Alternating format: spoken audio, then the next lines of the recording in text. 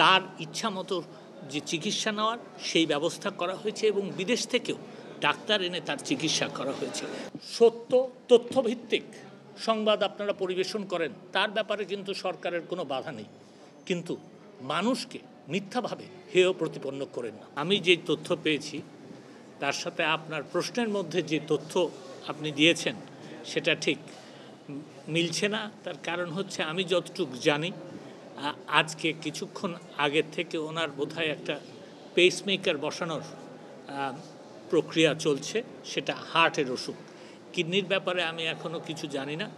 তো ব্যাপারটা হচ্ছে যে মানবিক দৃষ্টিকোণ থেকে দেখার কথা বলা হয়েছে।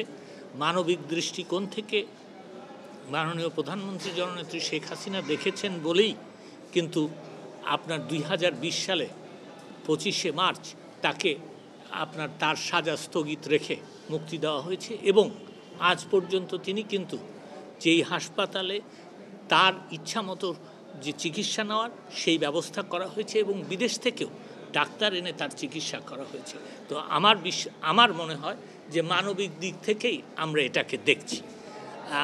বিদেশে যাওয়ার ব্যাপারে এখন পর্যন্ত তাদের কাছ থেকে কোনো কথা আসে নাই, আমি সে সম্বন্ধে কোনো বক্তব্য দিব না। দ্বিতীয় প্রশ্ন, তখন এটা নাকচ করা হয়েছিল। জি,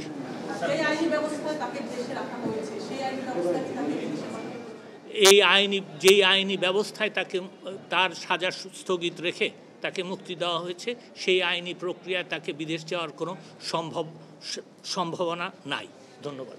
সম্প্রতি পুলিশের কয়েকজন কর্মকর্তা সহ এবং এনবিআর একজন কর্মকর্তা যে সম্পত্তি অস্বাভাবিক সম্পত্তি নিয়ে গণমাধ্যমে এসেছে, দুদকের মধ্যে অনুসন্ধান শুরু করেছে, আদালতেও সেগুলো প্রয়োগ করা হয়েছে অনেকের সম্পদ।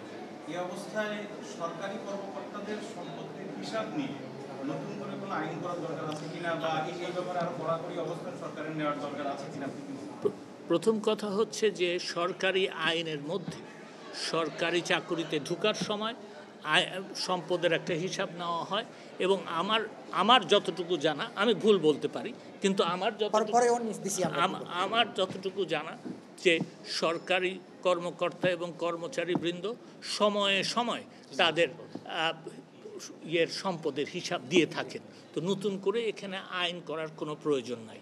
দ্বিতীয় কথা হচ্ছে যে দেখেন, দেশের যে কোনো নাগরিক যদি আইন ভঙ্গ করে, যদি দুর্নীতি করে, তাকে বিচারের আওতায় আনতে হয় এবং তাকে বিচারের আওতায় আনার জন্য দুদক পদক্ষেপ নিচ্ছে। তো আমার মনে হয় যে আইনি প্রক্রিয়া চলছে, এই ব্যাপারে সহযোগিতা ছাড়া আমাদের মনে হয় যে আর কিছু করার নাই। আরেকটা কথা আমি শুধু বলে দিই, আমি আপনাদেরকে অনুরোধ করব যে দেখেন, দুদক কিন্তু যারা দুর্নীতিবাজ তাদের ব্যাপারে ব্যবস্থা নিচ্ছে, কিন্তু আমরা অত্যন্ত দুঃখের সাথে দেখতে পাচ্ছি যে কিছু এই সুযোগে কিছু সৎ এবং যাদের বিরুদ্ধে দুর্নীতির কোনো অভিযোগ নাই সেই সব অফিসারদের ব্যাপারেও লেখালেখির একটা প্রবণতা হয়েছে।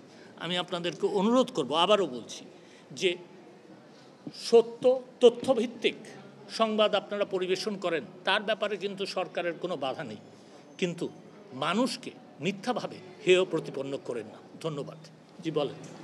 আপনি কি মনে করেন যে পুলিশ স্টেশন থেকে যে বিবৃতি দেওয়া হয়েছে সাংবাদিকতা কি বাধা নয়? আমার তো মনে হয় তাদের পক্ষ থেকে আমি যেই কথাটা বললাম সেই কথাটাই বলা হয়েছে এবং এখনও আমি বলছি, সত্য তথ্যভিত্তিক সংবাদ পরিবেশন করেন, সরকারের এতে কোনো বাধা আসবে না, কিন্তু মিথ্যাভাবে কোনো ব্যক্তিকে হেয় প্রতিপন্ন করলে এটা কিন্তু তার ইজ্জত ফিরিয়ে দেওয়া যাবে না। সেই জন্যই আপনাদেরকে অনুরোধ করব এই ব্যাপারে সাবধানতা অবলম্বন করতে।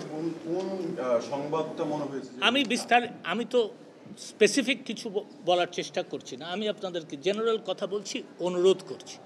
বলেন, আর কিছু আছে? না, ফেক না।